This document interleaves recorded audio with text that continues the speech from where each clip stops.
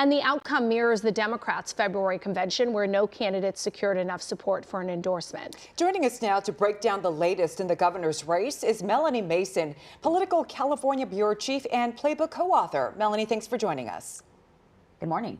Good morning to you. Let's start with Eric Swalwell ending his campaign as he continues to deny several serious sexual assault allegations. So how much does his departure shake up the Democratic field?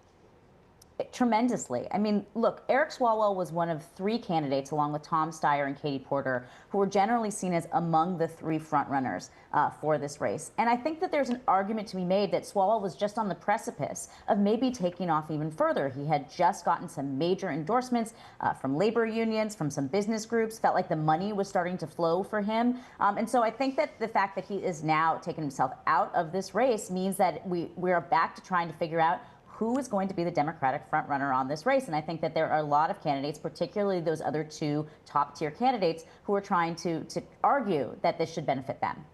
So we've reported on the big issue impacting Democrats with this election is that California follows that top two primary rule, and two Republican candidates have been leading by a slim margin. So is there a Democratic candidate that you think is best positioned to absorb Swalwell's supporters right now, and would that help?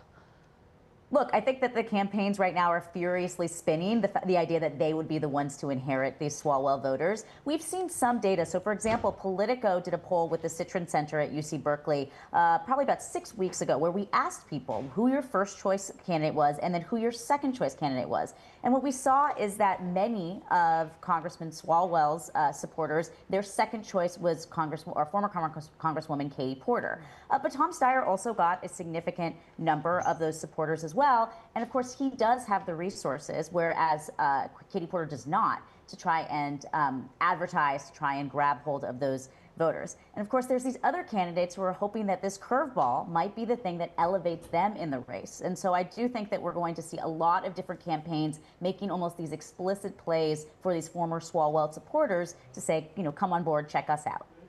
Melanie, let's now talk about the Republican Party. President Trump endorsing Steve Hilton. But over the weekend at the California Republican Party convention, we saw GOP officials minimize his role in a state where Democratic voters vastly outnumber Republicans. What's the strategy here? Look, I think that Republicans, typically they like to coalesce behind one candidate so that they can ensure that they get into that top two. You know, remember, Democrats outnumber Republicans in the state 2-1. So there is a fear among Republicans in a lot of these statewide offices that they can get fully boxed out. And so if they coalesce behind one candidate, it makes it more likely that the bulk of Republican voters in the state will go to that candidate, and that will ensure enough support to get into that top two. So what we saw over the weekend is that even though President Trump sort of signaled his support explicitly for Steve Hilton, the party itself could not decide who they wanted to endorse. And so you don't have that clear signal to voters that you otherwise would have with a party endorsement of, you know, hey, Republicans, this is our person.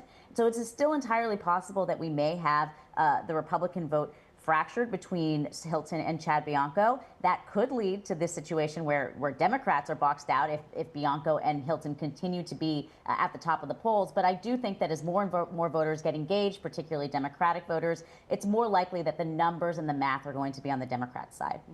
Yeah, because when you look at the polls and you see certain polls where they show Republicans pulling ahead, you see such a huge chunk of undecided voters. So I assume that everything really hinges on them right now. Absolutely. And, you know, it's wild because we have been following the ins and outs of this race. It feels like this race has lasted like 6 years. But the truth is that many Californians have not really engaged. They haven't tuned in. I feel like I constantly hear from people, wait a minute, who's running again? And that's because we haven't really seen a full-fledged campaign set out. Of course, we have seen Tom Steyer with his ads. We are starting to see other outside groups backing people like San Jose Mayor Matt Mahan get on the airwaves. But we're really going to start to see the pace of the campaign pick up over the next couple of weeks. And so I think all of those undecided voters, all of the people who just decide, oh, yes, I guess I need to learn about the candidates now and tune in advance of these ballots arriving in their mailboxes, that we're going to start to see the race sort of firm up its contours in these next couple of weeks. All right, Melanie Mason, thanks so much for joining us and sharing your insight. Thank you.